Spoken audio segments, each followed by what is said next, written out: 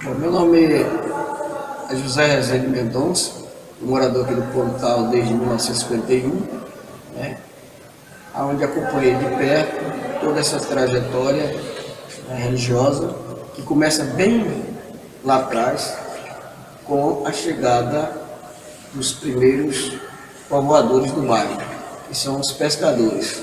Na realidade, o Pontal já existia, claro, como parte do além, assim que se chamava, mas não era habitado, não tinha pessoas aqui para desfrutar desse paraíso. Então, por volta de 1875, chegam aqui ao bairro os primeiros pescadores, vindo da costa do Sauípe, que fica ao norte de Salvador. Aqui chegando, eles aportaram aqui na Baía do Pontal, fizeram suas primeiras residências na Avenida Lomanto Júnior, né? Hoje Lomanto Júnior, exatamente naquele local hoje onde tem a Barra Crítica, onde ali se instalaram as primeiras casas. O primeiro morador que se tem notícia dá-se o nome de Senhor das Neves, né? Se aqui no Pontal tem alguém com o sobrenome das Neves, portanto deve ser descendente dele. Então, os pescadores, quando chegou aqui, ao primeiro fato deles partirem para a parte religiosa, que isso é muito tradicional desde a nossa história do Brasil, que a igreja está sempre fazendo parte em conjunto com a população, com aqui os seus habitantes. Eles chegando aqui, eles fundam uma escola ali na rua, que hoje tem o nome de Herotildes Melo, com uma capelazinha com o nome de Capela de São Pedro, né, que é o padroeiro deles. Agora, tinha uma coisa interessante, né, porque um outro grupo de pescadores tinham como padroeiro São Francisco. E para não entrar em conflito, eles resolveram, né, de uma forma salutar, atender todo o grupo. O que é que eles faziam? Na época de São Pedro, que é 29 de junho, não é isso? 29 de junho, eles faziam uma procissão pela Baía do Pontal, que naquela época denominava-se de bordejo. Né? Eles pegavam um saveiro, colocavam a imagem de São Pedro, né?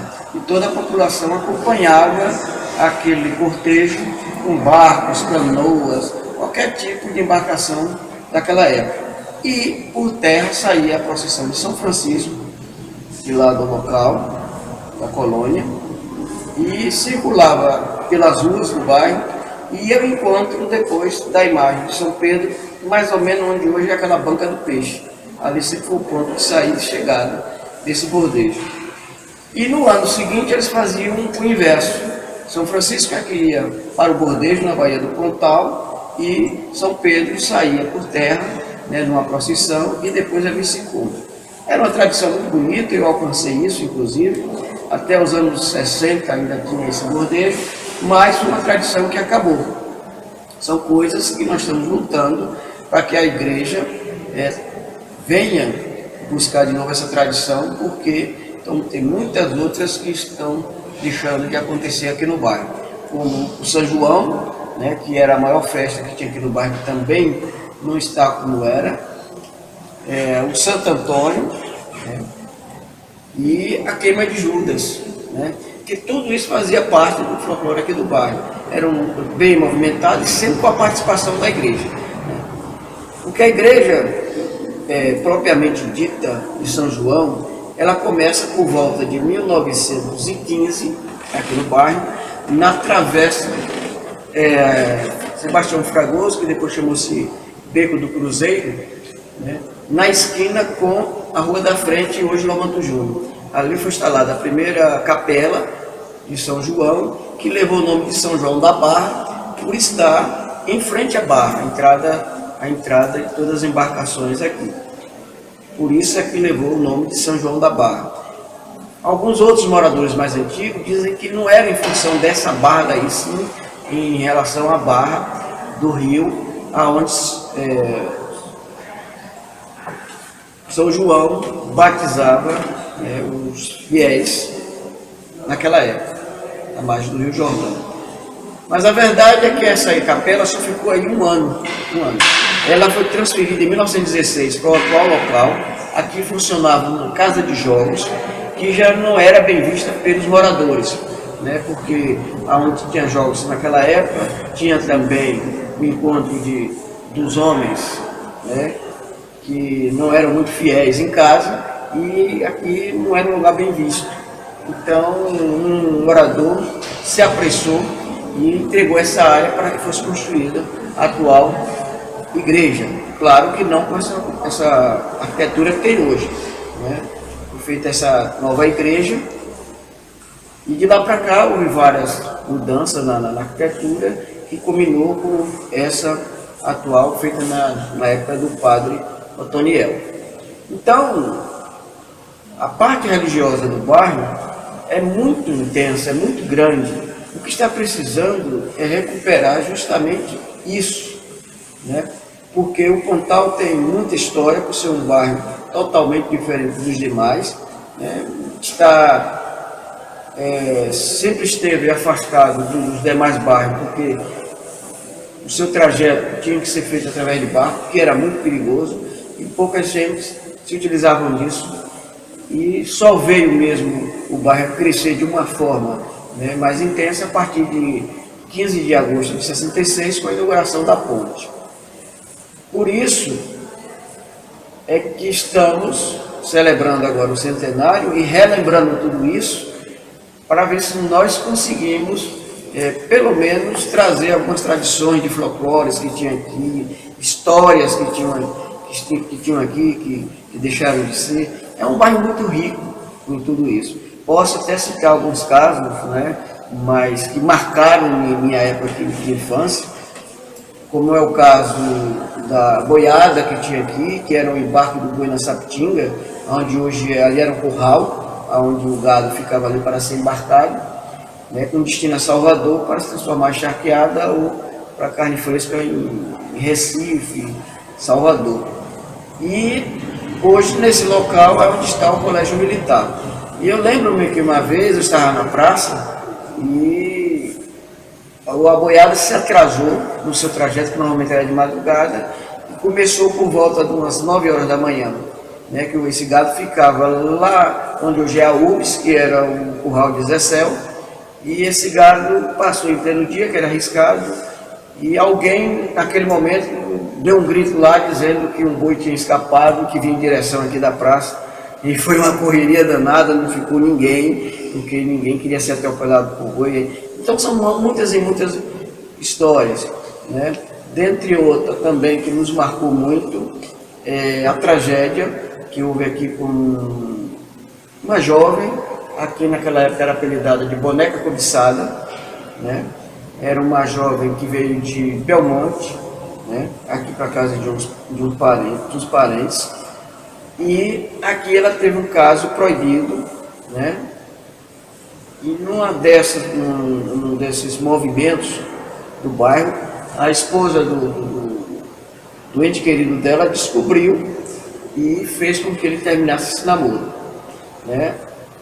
A boneca cobiçada, né, boneca cobiçada porque ela era uma loira e muito cobiçada por muitos homens, então por isso esse apelido, não suportou o término dessa paixão e tocou fogo, né, e saiu daqui toda queimada. Eu conto essa história, não é simplesmente um fato em si da coisa, o que me chamou mais a atenção, e é isso que me ficou gravado, é que no momento que eu cheguei no local, não só eu, mas com quase toda a população do Pontal, que era um bairro tudo concentrado, a gente sabia da notícia de imediato, foi vê-la numa carroça, que era o transporte que nós tínhamos naquela época que não tinha carro, para levá-la até a lancha, da onde ela seria levada para o hospital, lá no centro. Foi ela, ainda naquele estado, toda queimada, sentada ao lado do seu ente querido, com a cabeça no ombro dele, cantando aquela música que na época estava muito no ar e que até hoje não é sucesso, é cantada a todo momento, aonde ela cantava. Então aquilo foi que me marcou. Eu vi aquela pessoa queimada, porque o resto eu não sabia decifrar bem o que se tratava aquela história de amor. Mas esse ato de ver ela cantando essa música Eu fiz com que eu até decorasse um pouco da música, aonde ela estava cantando: encosta a sua cabecinha no meu ombro chorar e conta as tuas mágoas todas para mim. Então aquilo foi para mim uma coisa que não esqueço, e o pessoal do Pontal também não esquece. Cheguei a visitá-la depois com a minha mãe no hospital, né? E lá, uns 15 dias depois, ela veio a falecer porque ela não suportou as queimaduras. Não, e são tantas e tantas outras que o espaço aqui talvez não dê. Mas o Pontal é muito rico, muita história, que nós precisamos resgatar tudo isso. Falar da paróquia São João Batista, nós temos que falar também do teatro que existia aqui, ao lado da paróquia, no mesmo terreno. Era um teatro, inclusive, muito grande, né? Não ficava a desejar muitas salas de cinema por aí, com cadeiras próprias, né, de teatro, com um bom palco. E aqui existiam várias peças, né? E essas peças eram feitas e realizadas por pessoas do próprio bairro. Me lembro que tinha um morador que era açougueiro, de nome Coló, é quem mais fazia essas peças. E o que mais me chamava a atenção é justamente por ele não ter um certo conhecimento, e ele é quem fazia, editava essas peças, ele mesmo é que acompanhava, ele era tudo nessas peças. Me lembro de uma, inclusive, que ele fez uma adaptação daquele Pagador de Promessas, né? Com a adaptação aqui para uma promessa ser paga em Bom Jesus da Lapa, onde tem uma criança doente aqui no bairro, né? E que vai para Lapa com os pais e termina o pai sendo assassinado na cidade próxima de Brumado, né? Já perto de Caetité, porque naquela época a viagem para Lapa era uma viagem muito longa, de às vezes levar 2, 3 dias, porque não era as condições que tem hoje. E tinha realmente esses assaltos, esses crimes que aconteciam. E ele fez uma peça justamente em cima disso. Foi muito aplaudida na época, uma peça muito boa. Então foi outra coisa boa que deixaram se acabar, né? Quem for visitar a exposição vai ver, né, que nós conseguimos uma foto aonde mostra a frente desse teatro, já com o telhado todo caído. E se alguém tivesse pensado naquela época, talvez não tivesse destruído esse teatro, e sim aproveitado ele, porque a nossa comunidade está carente dessas coisas. Então, foi mais um espaço que nosso bairro perdeu, como também a finalidade principal da praça. Essa praça sempre foi, né, o point do bairro. Aqui se realizava de tudo. Nós tínhamos um cinema em frente à igreja, que era o Cine Olímpico. Nessa praça tinha um campo de futebol, onde tinha todas as tardes de domingo e às vezes no sábado, realizações de torneios, né? E armavam também aqui os circos e os parques. Aqui nós tínhamos um parque que chamava Parque Ubaitaba, que era daqui de um morador do bairro, e aqui também apareciam parques de outras cidades. Então era um movimento muito grande nessa praça. Nós tínhamos realmente uma referência em que os outros bairros se sentiam atraídos para vir para cá, porque aqui nós tínhamos tudo nessa praça. Praticamente acabou tudo isso, aqui não se arma mais circo, acabou o campo de futebol, né? Hoje tem uma praça hoje reduzida, que graças a Deus foi recuperada agora. Então a gente percebe que o progresso é uma coisa necessária, só que veio de uma forma muito agressiva, sem as pessoas se preocuparem com a parte sustentável da coisa. Não se poderia ter as duas coisas ao mesmo tempo. Com isso perdemos várias árvores que para a gente eram relíquias em razão disso. Nós também perdemos aqui próximo, que era a nossa rua da frente, onde nós tínhamos uma praia que era muito bonita, chegou até a ser chamada de Praia Copacabana, e substituiu a Praia Copacabana da Avenida Soares Lopes, porque era uma praia desde o Morro de Pernambuco até a Ponta de Eustáquio, ali onde começa a ponte. E isso se acabou em razão da construção do porto, por o avanço da maré, foi obrigado a fazer aquele arrocamento de pedras, e que aquilo no final se transformou num manguezal, né, que é uma área propícia para desenvolvimento da planta do mangue, e que se tornou uma lama.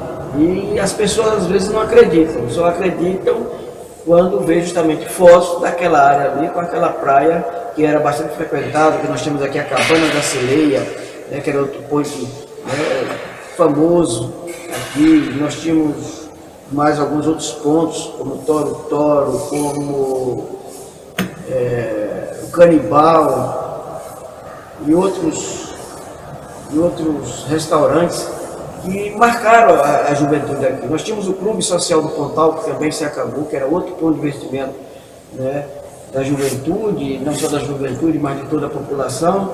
Aqui nós tínhamos tudo. Naquela época não era nem um bairro, naquela época era um distrito, onde nós temos aqui o primeiro hotel, nós tínhamos aqui uma cadeia, nós tínhamos delegado, nós tínhamos correio próprio, nós tínhamos cartório, de onde as pessoas eram registradas aqui. Por isso que os moradores, da época que o Pontal foi distrito, está lá na certidão de nascimento dele, que ele nasceu no Pontal. É diferente de uma pessoa hoje que mora no Pontal e vai ter o filho em Ilhéus, né, Ilhéus, quando a gente fala o centro, e que lá na certidão consta apenas que ele é filho de Ilhéus. E nós não, naquela época nós temos na certidão que nós somos filhos do Pontal, porque era um distrito de Ilhéus.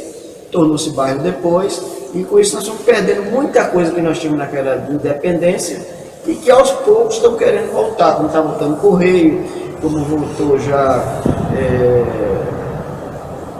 hotéis, né, que tinha acabado, e aí realmente a coisa tomou outro rumo. E Pontal é um bairro que nós podemos dizer que ele tem de tudo um pouco. Além de toda essa beleza, toda essa coisa, ela tem de tudo um pouco. E somos gratos por ter nascido aqui e esperamos que daqui para frente, para o centenário, a gente tome uma outra consciência e faça com que esse bairro volte a ser pelo menos o que era naquela época. Com a realização desse centenário, que foi uma coisa bem pensada e bem vista pela comunidade, nós queremos registrar que isso é um começo de uma nova história, né? Porque vão vir outros 100 anos, nós não estaremos mais aqui, né? Mas nós temos essa obrigação de passar para essa juventude que está aí, os que estão para nascer ainda, até que a gente se vá, que este bairro tem que ser preservado. As coisas que nós estamos tentando resgatar, que fique como incentivo que eles possam fazer isso. Por exemplo, nós estamos tendo dificuldade nessa arrumação, justamente da parte da história, tanto da igreja como do bairro, para que essas pessoas que vieram antes da gente, a gente pudesse mostrar para essa juventude de hoje. Nós estamos tendo dificuldade. Então é interessante que os que vão ficar, esses jovens, já comecem a guardar todo esse material. Material fotográfico, né, material que vão ser distribuído, toda essa parte que é para, eu não digo 100 anos, que eu acho muito longe a pessoa só comemorar em 100 anos, mas daqui a 50 anos, né? 150 anos é uma data que deve ser comemorada. E depois os 100 anos. Então todo esse material, todo esse registro, inclusive essa filmagem, que fica aí gravada, que servirá inclusive, né, como os livretos que vão ser distribuídos, panfletos, toda essa parte fotográfica, todo o acervo que vai ficar isso, que seja guardado, para que não tenha uma dificuldade que nós tivemos para estar montando esse centenário agora. Então a minha mensagem é que passemos isso para todos os jovens durante esses 10 dias, para que eles tenham consciência que o progresso pode ser feito, mas sem precisar destruir, né, o que está aí construído. Apenas fazer uma reforma, fazer adaptações, porque se assim fizermos, quem será os verdadeiros beneficiados somos todos nós.